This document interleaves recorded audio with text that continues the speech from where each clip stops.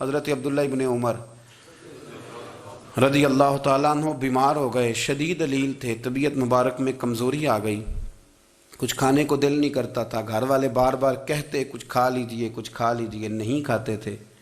بالآخر حضرت نافع آپ کے غلام تھے، ان سے کہنے لگے کہیں سے مچھلی مل جائے نا تھوڑی سی تو میں کھاؤں گا۔ تو کہتے ہیں میں سارے مدینے میں ڈھونڈتا رہا، مچھلی نہ ملی، اگلے دن بھی ڈھونڈی تو نہ ملی، تیسرے دن بھی ڈھونڈی تو نہ ملی، تو فرمانے لگے یار بس چھوٹی سی خواہش ہے، کوئی فرض نہیں ملتی تو رہنے دے۔ کہتے ہیں چوتھے دن مچھلی مل گئی، میں 1.5 دینار کی مچھلی لا کے حضرت عبداللہ ابن عمر رضی اللہ تعالیٰ عنہ کے سامنے جو مچھلی رکھی تو آپ نے لقمہ روٹی کا توڑا تھا، مچھلی کو لگانے لگے کہ دروازے پہ فقیر نے آ کے آواز دی کچھ کھانے کو دو۔ تو حضرت عبداللہ ابن عمر نے روک لیا اور ہنسے۔ کئی دفعہ دے ہم بھی دیتے ہیں پر ہمارا چہرہ دیکھنے والا ہوتا ہے، اتنے ہم غصے میں ہوتے ہیں، دے دیتے ہیں، لیکن جو چھلوٹیں ہوتی ہیں نا چہرے والی وہ گنی نہیں جاتی۔ ہنسے، فرمایا دیکھو میرا اللہ کتنا کریم ہے، وہ مجھے بچانا چاہتا ہے، اٹھا بار دیا جا کے۔ تو خادم اب حکم کا پابند تھا، وہ لیت اللہ تو کر نہیں سکتا تھا، وہ گیا اور جا کے دے آیا۔ فقیر جب سارے محلے سے آٹا اکٹھا کر لیتے ہیں تو پھر ایک جگہ جا کے بیچتے بھی ہیں۔ دے آیا، وہ 2 گلیاں آگے گزرا تو میں پیچھے دوڑا گیا، میں نے کہا سچ بتا کھانی ہے کہ بیچنی ہے؟ وہ کہنے لگا جو بھی سبب لگ جائے کر جاؤں گا، آپ نے دے جو دی ہے۔ تو کہتا ہے میں نے اسے کہا کہ یہ 1.5 دینار کی میں نے خریدی تھی، اگر تو 2 دینار کی مجھے بیچ دے تو آج کل مچھلی مدینے میں مل نہیں رہی، تو میں اپنے آقا کو دے دوں گا، وہ یہی کھائیں گے، بیمار ہیں۔ تو کہنے لگا جی بسم اللہ، مجھے کیا اعتراض ہے، 2 دینار مل رہے ہیں، 1.5 کی مچھلی، اور 1.5 کی بھی کسی نے نہیں خریدنی تھی، اب تو پک گئی۔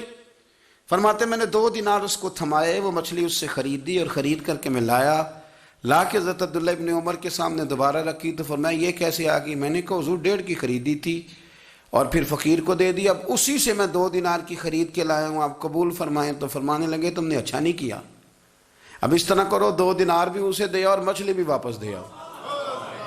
عرض کی حضور کیوں؟ فرمایا تم نے قرآن نہیں پڑھا؟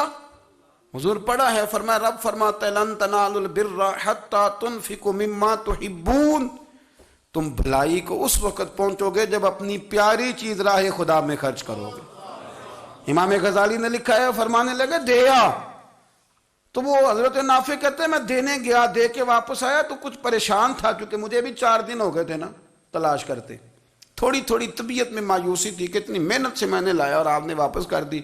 تو حضرت عبداللہ ابن عمر نے مجھے قریب بٹھایا، پھر مجھے تھپکی دی، فرمانے لگے پتر میں نے ویسے بھی کبھی جھوٹ نہیں بولا، اور آج کل تو میں ویسے ہی بیمار ہوں، ٹائم ہی نہیں، وقت ہی نہیں، موقع ہی نہیں جھوٹ بولنے کا، میں تجھے سچ بتاؤں مجھے مچھلی کھا کے اتنا سکون نہیں ہونا تھا جتنی اللہ کے راستے میں خیرات کھا کے مجھے سکون ہوا۔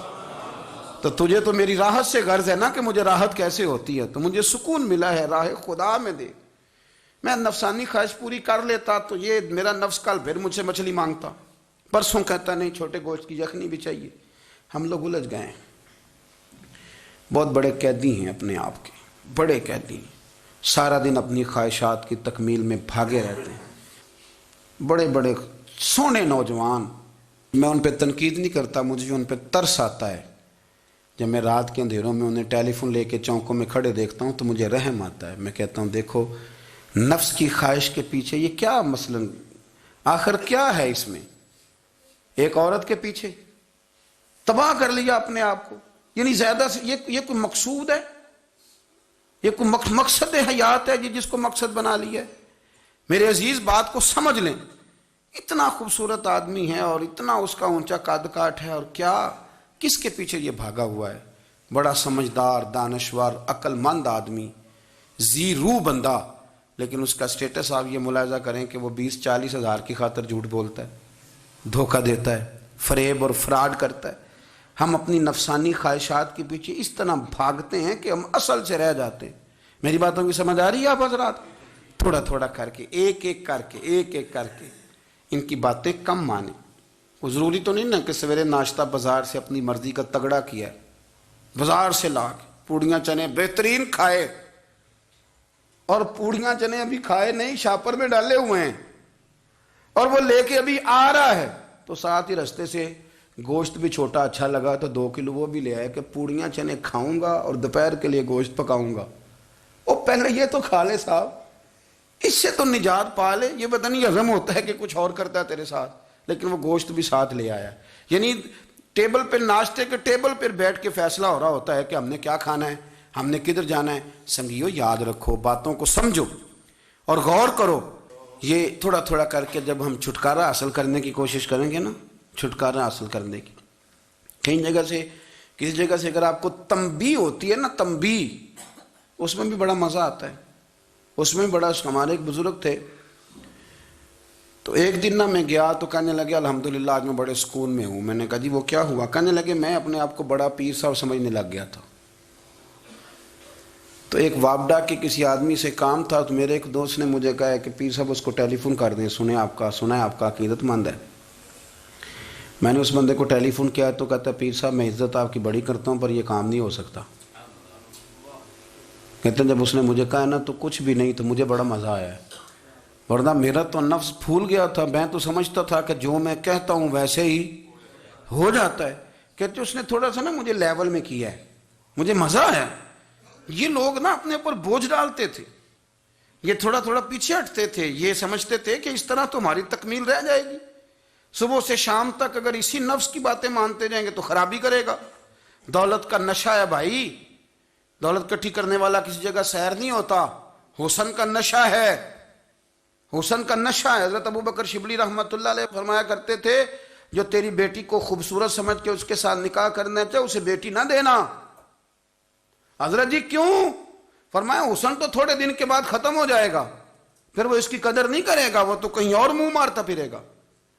حضرت ابو بکر شبلی رحمۃ اللہ تعالیٰ علیہ کی بیٹی خوبصورت تھی. ایک نوجوان کہنے لگا میرا نکاح کر دیں. آپ فرمانے لگے پتر تو 1 مہینے کے بعد آنا, کر دوں گا. بڑی موٹی تازی خوبصورت صاحبزادی. تو حضرت نے اسے دوائی کھلائی, اسے پخانے لگ گئے. جو پخانہ کرتی ایک مٹکے میں سنبھال دیتے. تھوڑا وقت گزرا تو وہ ہڈیوں کا پنجر بن گئی. مہینے بھر میں دست اتنے آئے کہ کمزور ہو گئی.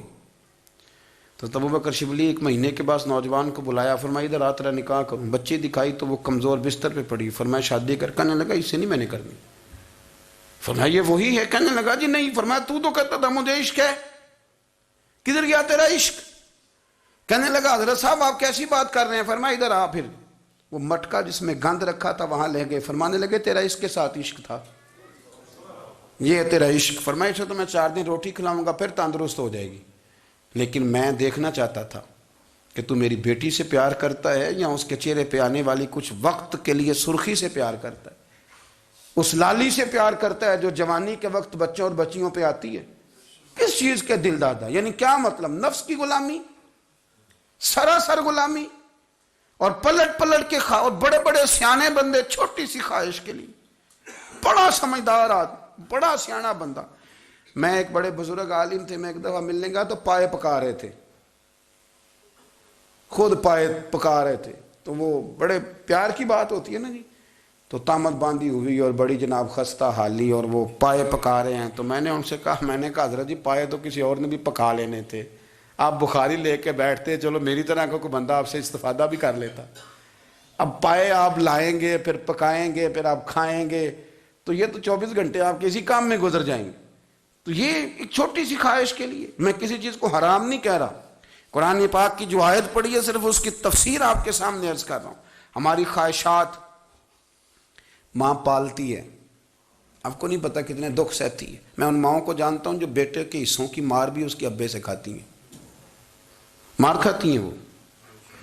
ایک خاتون ایک کان سے سنتا نہیں, میرے پاس ایک دفعہ آئی, کہنے لگی 60 لگ گئی سی, کوئی دعا کر دیں یا کوئی وظیفہ پر, ڈاکٹر کہتے ہیں ٹھیک نہیں ہو سکتے. میں نے کہا باجی صحیح بتاؤ مسئلہ کیا ہے؟ کہنے نہیں کچھ بھی نہیں, مسئلہ کیا ہونا ہے, پتر غلط نکل آیا ہے, اس کا باپ روز مارتا ہے. آج میں آگے گئی ہوں تو اس نے ایک تھپڑ میرے کان پہ مار دیے, تو پردہ پھٹ گیا. مائیں مار کھاتی ہیں, لیکن وہ پتر جس کو بڑی محنت سے پالا ہے وہ جوان ہوتا ہے تو اماں سے کہتا ہے تجھے چھوڑ دینا ہے, پر جس لڑکی سے میرا ٹیلی فون پہ رابطہ ہے اسے نہیں میں نے چھوڑنا, وہ نہیں چھوڑ سکتی. ہر شے کچل جاتا ہے وہ. اماں کبھی لیٹ کے رات کو سوچتی ہے کہ یہ تو میری کل کمائی تھی, میں تو آج بھی اس کے حصے کے تھپڑ اپنی گالوں پہ برداشت کر رہی ہوں، تو یہ کدھر گیا؟ اردشیر نام کا بادشاہ تھا، حضرت محدث ابن الجوزی آج سے کچھ 700 سال پہلے لکھتے ہیں۔ اردشیر بادشاہ بڑا خوبصورت تھا، جوان تھا، بڑا عقل مند تھا۔ اس نے اس طرح کی قریب قریب کی ساری ریاستوں پہ قبضہ کر لیا۔ بڑا عقل مند زیرک تھا، قبضہ ہو گیا۔ ایک بادشاہ بڑا سخت تھا، اس کے ساتھ جب پنجہ آزمائی ہوئی تو اردشیر کہتا ہے اس پہ میرا قبضہ نہیں ہو رہا تھا، اور جب ہم نے ساری ریاستوں نے مل کے اس پر حملہ کیا تو ایک قلعے کے اندر قلعہ بند ہو گیا۔ اردشیر بڑا خوبصورت آدمی تھا، بڑا سمجھدار تھا، تو وہ بادشاہ قلعہ بند ہو گیا، اس نے کہا نکلنا ہی نہیں۔ اب وہ اندر بند ہے، یک بارگی حملہ کیا تو وہ بڑا بڑا قلعہ تھا اس میں بند ہو گیا۔ اس بادشاہ کی نا جس پر حملہ کیا، اس کی بیٹی اچانک ایک دن قلعے کی دیوار پہ چڑھی تو اردشیر کے حسن و جمال کو دیکھا تو عاشق ہو گئی، اور اپنے ہی باپ کے خلاف اسے کہنے لگی کہ اگر تو میرے ساتھ شادی کا وعدہ کرے نا تو میں تجھے رستہ بتاتی ہوں حملہ کرنے کا۔ اس نے کہا میرا وعدہ رہا، تو رستہ بتا۔ اس نے رستہ بتایا اس لڑکی نے، اور بادشاہ نے حملہ کیا تو اس کا باپ قتل کیا، اس علاقے پہ قبضہ کیا شادی کے وعدے پر۔ ہاں نفسانی خواہش بندے کو اندھا کر دیتی، نہیں سمجھ آتی اس کو میں کدھر جانا ہے، اندھا کر دیتی۔ حملہ کیا، اور جب اس لڑکی کو لے کے آیا نا اپنے محل میں، تو پہلے دن شادی کی پہلی رات تھی، تو بستر بچھایا کنیز نے، تو وہ کبھی کروٹ ادھر بدلتی کبھی ادھر بدلتی، تو بادشاہ کہنے لگا کیا ہے؟ کہنے لگی بستر میں کچھ ہے، مجھے تکلیف دے رہی۔ اس نے چراغ جلائے اور جب بستر اٹھایا تو ایک اتنا سا دھاگا نکلا۔ دھاگے سے عموماً تکلیف نہیں ہوتی، تو اس نے کہا تو اتنی نرم و نازک ہے کہ دھاگا؟ کہنے لگی میرا باپ نا میرے ساتھ اتنا پیار کرتا تھا کہ روز میرا بستر بھی خود بچھاتا تھا، اور اس نے آلہ رکھا ہوا تھا، وہ ناپتا تھا کہ کوئی پایا اونچا نیچا تو نہیں، میری بیٹی کا بیلنس سوتے وقت خراب نہ ہو جائے، اور میرے لیے گوشت اور کپڑے بھی خود پسند کر کے لاتا تھا، کھانے پینے کا خود خیال کرتا تھا۔ اردشیر کہنے لگا اچھا وہ اتنا پیار کرتا تھا، اور پھر تو نے اس کے ساتھ کیا کیا؟ کہنے لگا بلاؤ کنیزوں کو بلایا، فرمایا اس کو اٹھاؤ اور جلاد کے پاس لے جاؤ، اسے کہو کہ اس کے بال ایک گھوڑے کے ساتھ باندھے، پیر دوسرے گھوڑے کے ساتھ باندھے، اور ایک گھوڑا ادھر بھگا دے، کدھر بھگا دے۔ یہ جس کے باپ نے اتنا پیار کیا، یہ نفس کی اتنی غلام ہے کہ اس کی وفادار نہیں رہی تو میری وفادار کیسے بنے گی؟ جس نے اتنے نازوں سے پالا کہ دھاگا اسے برداشت نہیں۔ او یارو یاد رکھو، اگر نفس کی غلامی کرو اور بڑے بڑے وفاداروں کو چھوڑ کے غلامی کرو تو پھر کہو وفادار مل جائیں، کوئی بول وا لڑا نہ بول بیٹھی ہوں خسم ناراض بڑ بولیاں دے، کہاں سر کھائے تے بلبل ٹھنڈ پائے، بڑے فرق نہیں سجنا بولیاں دے، جڑیاں خسماں دی وچ رضا وسن، پاگ جاگ جاندے انہاں گولیاں دے، آپ ادلیاں نو سردار پین تکے تے شرما والیاں نو چوٹے ڈولیاں دے۔ اپنے نفس کے پیچھے چلو گے تو یہ تباہی ہے۔ جب ہم نے کسی سے وفا نہیں کی تو یہ کیا امید ہوئی کہ دنیا ہم سے وفا کرے گی؟ اللہ رسول کی مرضی کے مطابق اصول پسند زندگی بنائیں، ایک ایک کر کے اپنی خواہشات سے پیچھے ہٹیں، تھوڑے پہ گزارا کرنا سیکھیں، اپنے نفس کو سمجھائیں۔ ضروری نہیں کہ روٹی ہر وقت مزے کے لیے کھائی جائے، کبھی کمر سیدھی کرنے کے لیے خشک روٹی بھی کھا کے دیکھو، کبھی سادہ کھانا اس پہ بھی اکتفا کرو، کبھی تھوڑا کھر کے اچھے طریقے سے سادے کمرے میں بھی اللہ کو یاد کر کے دیکھو۔ نفس کے پیچھے نہ بھاگیے گا، تباہی کرے گا۔ رب کریم سمجھنے کی توفیق رفیق عطا کرے۔